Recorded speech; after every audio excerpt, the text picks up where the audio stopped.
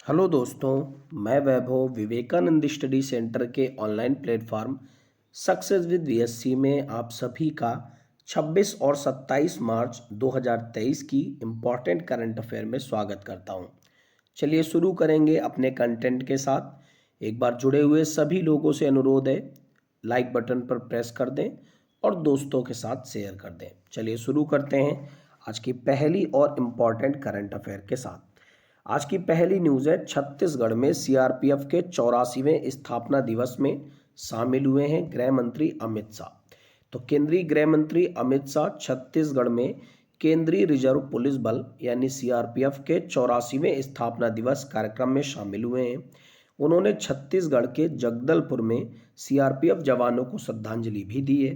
2006 में स्थापित सीआरपीएफ भारत सरकार के गृह मंत्रालय के अधिकार के तहत भारत में एक संघीय पुलिस संगठन है। न्यूज़ क्लियर हो गई होगी। तो छत्तीसगढ़ में सीआरपीएफ के 84वें स्थापना दिवस में शामिल हुए हैं गृह मंत्री अमित शाह। सीआरपीएफ की बात करें तो 1939 में सीआरपीएफ का गठन हुआ था। ठीक है, तो ये थी आज की पहली न्यूज़। आपको पता है अर्धसैनिक बल हमारे देश में कितने हैं? तो कमेंट कॉलम में आंसर करिए, कौन कौन से अर्धसैनिक बल के बारे में आप जानते हैं। इसके अलावा ये भी बताइए सीआरपीएफ के वर्तमान में डीजी कौन है? कमेंट कॉलम में जाकर जरूर आंसर करें। इसके अलावा बात करें इंडियन आर्मी, तो इंडियन आर्मी डे 15 जनवरी को मनाते हैं जनरल मनोज पांडे। और इसके अलावा वायुसेना दिवस की बात करें तो ये 8 अक्टूबर को मनाते हैं विवेक राम चौधरी। और नेवी डे 4 दिसंबर को मनाते हैं आर हरि कुमार। तो स्टैटिक जी के पॉइंट भी मैंने आपको कवर करा दिए हैं, और जो मैंने आपसे क्वेश्चन पूछे हैं उनके आंसर आप जाकर कमेंट कॉलम में आंसर करें। बढ़ेंगे फिलहाल आज की अगली न्यूज़ की तरफ। अगली न्यूज़ है इम्पोर्टेंट व्यक्ति के निधन से। इंटेल के सह संस्थापक गार्डन मूर का निधन हो गया है। इंटेल कंपनी के सह संस्थापक गार्डन ई मूर, जिन्होंने सेमीकंडक्टर चिप्स के निर्माण में क्रांति ला दी और कंप्यूटिंग को रूपांतरित कर दिया, उन्होंने मूर का नियम भी दिया जिसने सेमीकंडक्टर्स में आविष्कार की दर को परिभाषित किया। 2009 में गार्डन मूर को national investors hall of fame में शामिल भी किया गया था। उन्हें कंप्यूटर के क्षेत्र में उनके काम के लिए 2010 के डैन डेविड पुरस्कार से भी सम्मानित किया गया था। तो नाम याद रखिएगा, इंटेल के सह संस्थापक हैं गार्डन मूर, इनका निधन हो गया है। इंपॉर्टेंट बहुत ही ज़्यादा है। अच्छा, क्या आप जानते हैं इंटेल कंपनी किस एक देश की है? अगर आप जानते हैं तो कमेंट कॉलम में जाकर बताइए। इसके अलावा साउथ कोरिया किस एक देश की है? साउथ कोरिया की कौन सी कंपनी है? तो ये सैमसंग है। ठीक है। एप्पल कहाँ की कंपनी है? ये भी आप कमेंट कॉलम में बताइए। वीवो कहाँ की कंपनी है? ये भी कमेंट कॉलम में जाकर आंसर करिए। बढ़ेंगे फिलहाल आज की अगली इंपॉर्टेंट न्यूज़ की तरफ। अगली न्यूज़ है केंद्र सरकार से। केंद्र सरकार ने नागालैंड और अरुणाचल प्रदेश के कुछ हिस्सों में अफस्पा कानून को 6 महीने के लिए बढ़ा दिया है। तो गृह मंत्रालय ने अरुणाचल प्रदेश और नागालैंड के कुछ हिस्सों में सशस्त्र बल विशेष शक्तियां यानी अफस्पा अधिनियम 1958 को 6 महीने के लिए बढ़ा दिया है। अफस्पा का फुल फॉर्म क्या होता है? Armed forces special power act. तो armed forces special power act सुरक्षा बलों को किसी व्यक्ति को बिना वारंट के गिरफ्तार करने या बिना वारंट के परिसर की तलाशी लेने का अधिकार देता है। 2022 में केंद्र सरकार ने अरुणाचल प्रदेश के चांगलांग, तिरप और लांगडिंग जिलों को अशांत क्षेत्र घोषित किया था। जिन क्षेत्रों को अशांत क्षेत्र घोषित किया जाता है वहां पर अफस्पा कानून को लगा दिया जाता है। आइए डिटेल में अफस्पा अधिनियम के बारे में जानेंगे। सशस्त्र बल विशेष शक्तियां यानी अफस्पा अधिनियम 1958 एक संसदीय अधिनियम है जो भारतीय सशस्त्र बलों, राज्य और अर्धसैनिक बलों को विशेष अधिकार प्रदान करता है। नागालैंड में विद्रोह से निपटने के लिए पहली बार 1958 में इस कानून को लागू किया गया था। त्रिपुरा ने 2015 में अधिनियम को रद्द कर दिया और मेघालय 27 वर्षों तक अफस्पा के अधीन रहा, जब तक कि 1 अप्रैल 2018 से केंद्र सरकार द्वारा इसे रद्द नहीं कर दिया गया। तो न्यूज़ आपको क्लियर हो गई होगी, अफस्पा अधिनियम भी आपको क्लियर हो गया होगा। तो यहाँ पर न्यूज़ मैंने अभी तक आपको कितनी पढ़ाई, एक बार फिर से एक एक न्यूज़ को मैं क्लियर कराऊंगा, तो जल्दी जल्दी से देखते जाइए। पहली न्यूज़ मैंने आपको पढ़ाई, छत्तीसगढ़ में सीआरपीएफ के 84वें स्थापना दिवस के अवसर पर गृह मंत्री अमित शाह जी शामिल हुए। फिर हम लोगों ने पढ़ा इंटेल के सह संस्थापक गार्डन मूर का निधन हो गया। और उसके बाद हम लोगों ने पढ़ा केंद्र ने नागालैंड और अरुणाचल प्रदेश के कुछ हिस्सों में 6 महीने के लिए अफस्पा कानून को बढ़ा दिया है। अच्छा, अफस्पा कानून पहली बार किस एक राज्य में लगा था? आप कमेंट कॉलम में जाकर के आंसर करें। ठीक है, बढ़ेंगे आज की अगली न्यूज़ की तरफ। अगली न्यूज़ है यूएनएचआरसी सत्र में युद्ध अपराधों पर वार एंड वुमन नामक पुस्तक का विमोचन किया गया है। तो जिनेवा में संयुक्त राष्ट्र मानवाधिकार परिषद के 52वें सत्र के दौरान बांग्लादेश मुक्ति संग्राम के दौरान युद्ध अपराधों को दर्शाने वाली वॉर एंड वुमेन नामक पुस्तक का विमोचन किया गया। Doctor M.A. हसन द्वारा लिखी गई पुस्तक में 1971 के मुक्ति संग्राम के दौरान पाकिस्तानी सेना द्वारा किए गए यौन उत्पीड़न, यातना और हत्याओं की भयावहता का दस्तावेजीकरण इसमें किया गया है।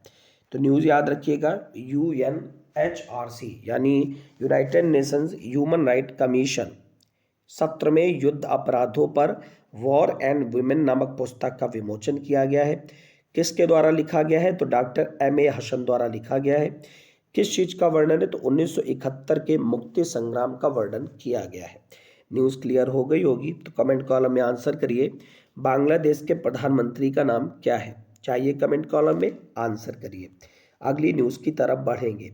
अगली न्यूज़ है AHF ने हॉकी इंडिया को 2023 FIH विश्व कप की सफल मेजबानी के लिए सम्मानित किया है। तो 24 मार्च 2023 को हॉकी इंडिया को पुरुष हॉकी विश्व कप 2023 की सफल मेजबानी के लिए एशियाई हॉकी महासंघ द्वारा सर्वश्रेष्ठ आयोजक पुरस्कार से सम्मानित किया गया है। यह पुरस्कार हॉकी इंडिया के महासचिव भोलानाथ सिंह ने कोरिया के मुंगयोंग में आयोजित AHF कांग्रेस के दौरान प्राप्त किया है। बिरसा मुंडा हॉकी स्टेडियम राउरकेला दुनिया का सबसे बड़ा सीटेड हॉकी स्टेडियम है, आपको पता होना चाहिए। आइए डिटेल न्यूज़ में कुछ स्टैटिक जीके पॉइंट को क्लियर करेंगे। यहाँ पर एशियाई हॉकी फेडरेशन के बारे में कुछ फैक्ट क्लियर करेंगे। तो एशियन हॉकी महासंघ एशिया में फील्ड हॉकी के खेल के लिए एक शासी निकाय है। इसमें प्रेजेंट टाइम में 33 सदस्य संघ हैं। 1958 में टोक्यो में एशियाई खेलों के दौरान इसे स्थापित किया गया था, जिसके दौरान हॉकी ने अपनी पहली एशियाई खेलों की उपस्थिति दर्ज करी थी। वर्तमान अध्यक्ष फूमियो ओगुरा हैं और संरक्षक की बात करें तो अल सुल्तान अब्दुल्ला सुल्तान अहमद शाह है। मुख्यालय कुआलालंपुर मलेशिया में पड़ता है। तो एक बार फिर से मैंने जो न्यूज़ आपको क्लियर करा दी, नेक्स्ट न्यूज़ में आइए क्लियर करते हैं। तो मैंने आपको पढ़ाया UNHRC सत्र में युद्ध अपराधों पर वॉर एंड विमेन नामक पुस्तक का विमोचन किया गया। फिर मैंने आपको पढ़ाया AHF ने हॉकी इंडिया को 2023 FIH विश्व कप की सफल मेजबानी के लिए सम्मानित किया गया। बढ़ेंगे अगली न्यूज़ की तरफ। अगली न्यूज़ है डॉक्टर तपन सैकिया को असम के सर्वोच्च नागरिक पुरस्कार से सम्मानित किया गया है। तो असम के राज्यपाल गुलाब चंद्र कटारिया ने 21 व्यक्तियों को राज्य नागरिक पुरस्कार असम वैभव, असम सौरभ और असम गौरव से सम्मानित किया है। असम के सर्वोच्च नागरिक पुरस्कार असम वैभव को प्रसिद्ध ऑन्कोलॉजिस्ट डॉक्टर तपन कुमार सैकिया को दिया गया है। किसके लिए? तो कैंसर देखभाल में उनके योगदान के लिए दिया गया है। दूसरा सबसे बड़ा सम्मान असम सौरव पुरस्कार 5 लोगों को प्रदान किया गया है। तो ये न्यूज़ आपके एग्जाम के लिए बहुत ही ज़्यादा इंपॉर्टेंट है और इसमें सबसे ज़्यादा इंपॉर्टेंट है असम वैभव पुरस्कार जो दिया गया है प्रसिद्ध ऑन्कोलॉजिस्ट डॉक्टर तपन कुमार सैकिया को, क्योंकि हर बार कोई भी एग्जाम में ये क्वेश्चन आता ही आता है। ठीक है, आइए असम राज्य के बारे में जान लेते हैं। असम राज्य के बारे में क्या है खास, आइए डिटेल में जानेंगे। असम पूर्वोत्तर भारत का एक राज्य है। उमानंद मंदिर ब्रह्मपुत्र नदी में मयूर नदी पर स्थित है। असमिया और बोरो असम की आधिकारिक भाषाएं हैं। राज्य एशिया में तेल ड्रिलिंग के लिए पहले स्थल था। राजधानी दिसपुर है। मुख्यमंत्री हिमंता बिस्वा शर्मा है। आधिकारिक पक्षी सफेद पंख वाला काठ बत्तख है। आधिकारिक पशु भारतीय गैंडा है। गठन 26 जनवरी 1950 को हुआ था। असम के राज्यपाल कौन है? तो गुलाब चंद्र कटारिया है। अच्छा, कमेंट कॉलम में जाकर आंसर करिए। 24 जनवरी 1950 को किस एक राज्य का गठन हुआ था, जिसके चलते 24 जनवरी को उस राज्य का दिवस भी मनाया जाता है? जाइए कमेंट कॉलम में और आंसर करिए। न्यूज़ क्लियर हो गई ना कि असम वैभव पुरस्कार किसे दिया गया? तो डॉक्टर तपन सैकिया को दिया गया। अगली न्यूज़ की तरफ बढ़ेंगे। अगली न्यूज़ है RBI से, यानी reserve bank of India. RBI ने करूर वैश्य बैंक पर लगाया है 30 लाख का मौद्रिक जुर्माना। तो केंद्रीय बैंक द्वारा करूर वैश्य बैंक का एक सेलेक्ट स्कोप इंस्पेक्शन आयोजित किया गया था। रिपोर्ट के अनुसार संबंधित ज्वाइंट लेंडर्स फोरम के ऐसा करने के निर्णय के एक सप्ताह के भीतर बैंक कुछ खातों को धोखाधड़ी के रूप में आरबीआई को रिपोर्ट करने में विफल रहा है। इसी के चलते आरबीआई ने करूर वैश्य बैंक पर लगाया है 30 लाख का मौद्रिक जुर्माना। न्यूज़ क्लियर हो गई होगी। आरबीआई की बात करें तो भारत में सभी छोटी छोटी बैंकों की नियामक है आरबीआई, यानी सभी प्रकार की बैंकों को कंट्रोल करती है। Reserve bank of India full form है। 1 अप्रैल 1935 को स्थापना हुई थी और जनवरी 1949 के अंदर इसका राष्ट्रीयकरण किया जाता है। वर्तमान में इसके 25वें गवर्नर है शक्तिकांत दास। आरबीआई की स्थापना हिल्टन यंग आयोग की सिफारिश के बाद करी गई थी। इसके अलावा आरबीआई के अंदर 4 डिप्टी गवर्नर भी होते हैं। चारों कौन कौन से हैं, कमेंट कॉलम में आंसर करिए। बढ़ते हैं अगली न्यूज़ की तरफ। अगली न्यूज़ है, दुनिया में सबसे ज़्यादा महिला पायलट भारत में है, ऐसा बताया गया है डीजीसीए की एक रिपोर्ट के अनुसार। तो नागर विमान महानिदेशालय द्वारा जारी एक रिपोर्ट के अनुसार देश में 15% पायलट महिलाएं हैं, ऐसा बताया गया है। तो डीजीसीए के अनुसार यह वैश्विक औसत 5% का 3 गुना है। हालांकि महिलाओं, अनुसूचित जाति और अनुसूचित जनजाति समुदायों के लिए पायलट प्रशिक्षण को प्रोत्साहित करने के लिए कोई विशेष कार्यक्रम नहीं है। 1989 में निवेदिता बशीन दुनिया की सबसे कम उम्र की वाणिज्यिक एयरलाइन कप्तान बनी थी। इस पॉइंट को भी आप क्लियर रखिएगा। तो एक बार फिर से देख लीजिएगा, दुनिया में सबसे ज़्यादा महिला पायलट भारत में है, ऐसा बताया गया है डीजीसीए की रिपोर्ट के अनुसार। बहुत ही ज़्यादा इंपॉर्टेंट न्यूज़ है, आप याद रखिएगा डीजीसीए के बारे में। आइए डिटेल में एक एक पॉइंट को क्लियर करेंगे। नागर विमान महानिदेशालय भारत में नागर विमान को विनियमित करने के लिए भारत सरकार का एक वैधानिक निकाय है। यह विमान अधिनियम 2020 के तहत एक वैधानिक निकाय बन गया है। जनवरी 1978 में नागर विमानन सुरक्षा ब्यूरो की स्थापना डीजीसीए के एक विभाग के रूप में करी गई थी। मुख्यालय नई दिल्ली में है। महानिदेशक हैं विक्रम देव दत्त। अगली न्यूज़ की तरफ बढ़ेंगे। अगली न्यूज़ है, इंदौर में इरोड में तमिलनाडु का 18वां वन्य जीव अभ्यारण्य खोला गया। तो तमिलनाडु सरकार ने तंथे पेरियार वन्य जीव अभ्यारण्य को राज्य का 18वां वन्य जीव अभ्यारण्य घोषित करने का फैसला किया है। यह अभ्यारण्य एरोड जिले के अंथियूर और गोबीचेट्टीपालयम तालुकों में 80,567 हेक्टेयर क्षेत्र को कवर करता है। तो न्यूज़ आप याद रखिएगा, इरोड में तमिलनाडु का 18वें नंबर का वन्य जीव अभ्यारण्य खुला है। बात करें तमिलनाडु राज्य की, यहाँ के मुख्यमंत्री एमके स्टैलिन है और तमिलनाडु के कौन है गवर्नर, तो आरएन रवि है। इसके अलावा राजधानी क्या है, तो चेन्नई। तो याद रखिएगा, तमिलनाडु के रोड में 18वां वन्य जीव अभ्यारण्य खोला गया है। बढ़ेंगे अगली न्यूज़ की तरफ। अगली न्यूज़ है, केनरा बैंक ने रूसी संयुक्त उद्यम में हिस्सेदारी एसबीआई को 121 करोड़ रुपए में बेची है। तो केनरा बैंक ने घोषणा करी है कि रूस में संचालित joint venture commercial Indo bank यानी एलएलसी में अपने हिस्से को भारतीय स्टेट बैंक को लगभग 121.29 करोड़ रुपए के मूल्य पर बेच दिया है। ये न्यूज़ याद रखिएगा, बैंकिंग एस्पिरेंट्स के लिए बहुत ही इंपॉर्टेंट न्यूज़ है कि केनरा बैंक ने रूसी संयुक्त उद्यम के दौरान हिस्सेदारी एसबीआई को 121 करोड़ रुपए में बेच दी है।